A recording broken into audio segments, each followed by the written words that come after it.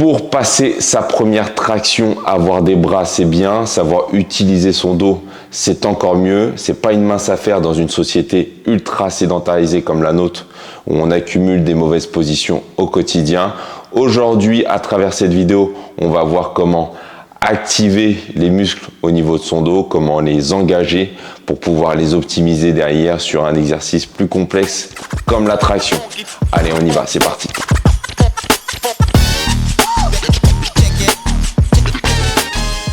Après l'étape 1 de la semaine passée où on a vu comment utiliser son grip et son alignement et l'importance de sa position quand on souhaite démarrer sa première traction. Aujourd'hui, on va voir comment on va réactiver les muscles de son dos, comment on va rendre efficient l'utilisation de la chaîne postérieure, notamment au niveau des omoplates, notamment au niveau du grand dorsal, pour réengager le mouvement à partir de ces muscles-là, pour décharger en quelque sorte un peu la surutilisation qu'on va avoir au niveau des bras et de l'épaule qui nous conforte dans notre position délétère que l'on a bien trop souvent déjà au quotidien. Hormis toute considération morpho-anatomique, l'objectif de la traction pour la plupart des gens, c'est de gagner en force et notamment de gagner en force au niveau du dos.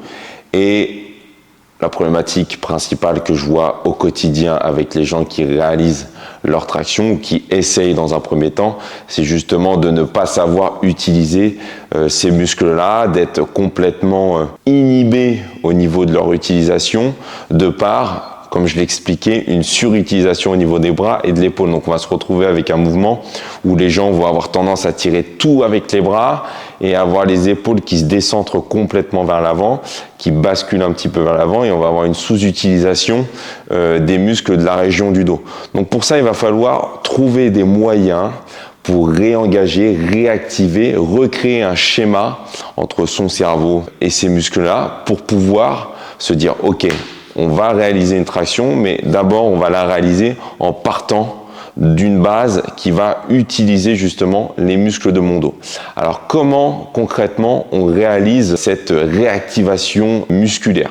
Donc pour réaliser cette réactivation musculaire, moi ce que j'aime faire, c'est un exercice de ce qu'on appelle rétractation scapulaire. Donc là l'objectif, ça va être de se suspendre à la barre et ça va être de chercher à abaisser ses épaules et venir créer du mouvement autour des omoplates pour engager véritablement les muscles autour de ceux-ci.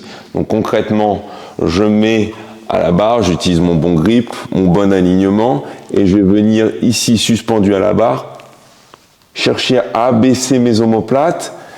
L'objectif, ça va être de recréer de la tension et de recréer du mouvement avant même de tirer avec mes bras, avant même de tirer avec mes épaules qui auraient tendance à partir vers l'avant, recréer du mouvement à partir du dos. Vous pouvez le faire avec des largeurs de prise différentes. Moi, je conseille souvent pour commencer, quand on essaye de passer sa première traction, de commencer avec une largeur un peu plus large que celle des épaules.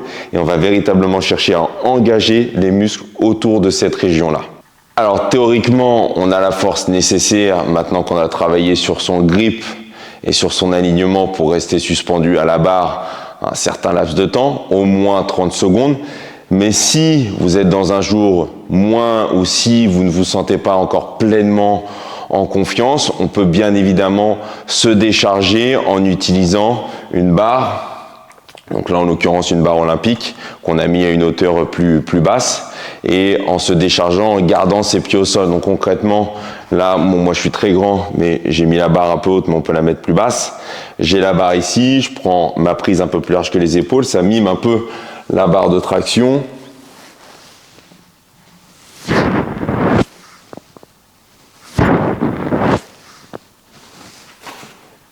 Et en me déchargeant d'une partie de mon poids de corps en gardant les pieds au sol, je me retrouve en quelque sorte avec le même bénéfice qu'à la barre suspendue avec les pieds dans le vide. Ça peut aider aussi dans un premier temps, étant donné qu'on va chercher à isoler une certaine portion musculaire. Le fait de se décharger de son poids de corps, ça peut aider justement à mieux se concentrer et mieux ressentir les muscles au niveau de son dos. Donc ça, c'est bien évidemment un exercice qui se transfère assez directement à l'exercice de la traction, Mais il ne faut pas oublier non plus tous les exercices de renforcement spécifiques au niveau de votre dos qui vont vous permettre aussi de réengager justement ce schéma moteur et cette optimisation, cette activation au niveau musculaire que vous allez avoir besoin pour réaliser votre traction.